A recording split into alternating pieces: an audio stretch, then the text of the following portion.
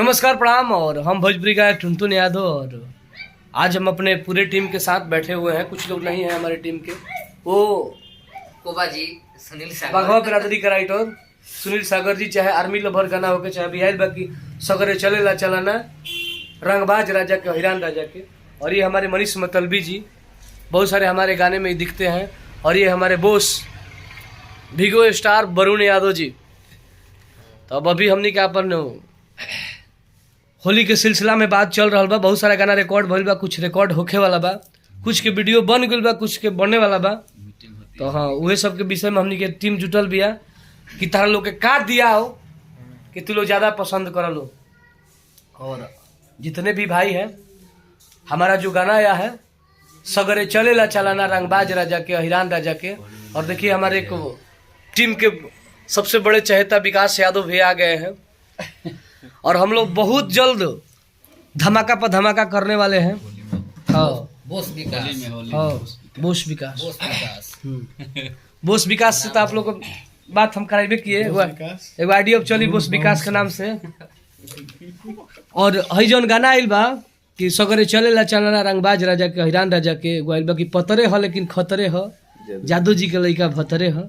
और होलिया में ना बात केहू के सुनतिया, जादव जी के बुलेट पे बैठी के घूमतिया। चक्कर चलता होली में हिरान से, चक्कर चलता होली में हिरान से। वो गाना आवेला बा, आज आई दोपहर तक तमाम गाना आ रहल बड़ी सन। और आप सब बस वही प्यार आशीर्वाद बनले रहिए। हिरान होई होली में नचाइम रे, हिरान होई होली में नचाइब रे, तोरा लेखा बदमाश के मुंह आदि, जदुआ धास के तमाम गाना आ रहल, घास के, मजनुआ धास के, जदुआ धास के।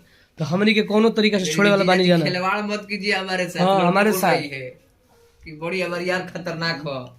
हाँ, का तो पकड़ी बनल बा हे यार हो। कोप देख दे कपार पर के करके लेके घूमत तनी। हाँ, कौन है? ग्रेट खली है। हाँ, कपार पर ग्रेट खली को लेकर घूम रहा है। तो आप लोग प्यार आशीर्वाद बनाए रखिए। और गाना जो है कि इनका नाम है ग्रेट खली जावा। और देखिए आप लोग इतना प्यार दे रहे हो कि जब भी मैं अपने हो, देखिए हमारा गाना बज रहा है, तू हो वो सर्दी के दवाई।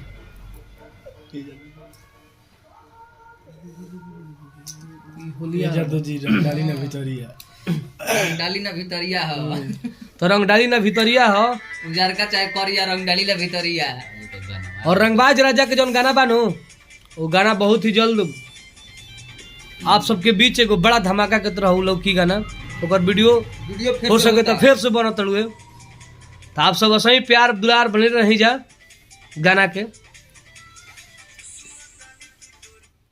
हर की सुनतानी की तुर यार हो बागी, बाते बाते बाते पदेला गोली उदागी। सुनतानी की तुर यार हो बागी, बाते बाते पदेला गोली उदागी।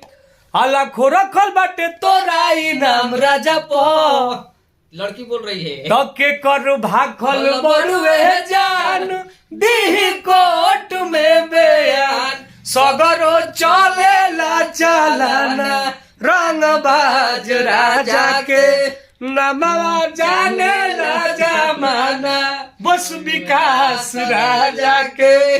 सगरे चलेला चलाना, मनीष हिरान राजा के, मतलबी मनीष। हाँ, मतलबी मनीष है हमें। तो आप सब ऐसे ही प्यार आशीर्वाद दीजा। पतरे ह खतरे हो तो बढ़ई बाकी जतरे ह खतरे हो। मतलबी मनीष बाड़े एक पीस। हाँ, ये मतलबी मनीष हमें बाड़े एक पीस। तो आप सब ऐसे ही प्यार दुलार बनले रही जा। और तमाम गाना आ रहा बा बाकी खीस। हाँ, और बहुत लोग बोलता है कि आपके राइटर ऐसा गाना क्यों लिख देता है। तो मेरा राइटर हमसे अच्छा सुर में गाना गाता है। आप लोग सुनने किए कोई और गाना गाओ भाई, ना गाइए गाइए नहीं। और बहुत जल्द हमारे राइटर का गाना भी आने वाला है। हम लोग अपने चैनल पर डलवाएंगे। बहुत सारे राइटर लोग गाना गा रहे हैं। गाना ना होई कबू हमरा के कोबे रहे दलो कोबे ठीक बाड़ी। ई देखो ई कहत रे कोबे रहे दलो तू लो चावल तो बन सकत रे भाई। सगरे चलेला चलाना, रंगबाज राजा के। और आप सबसे बता दी कि सर्दी के दवाई गाना के 2 मिलियन व्यूज हो गई।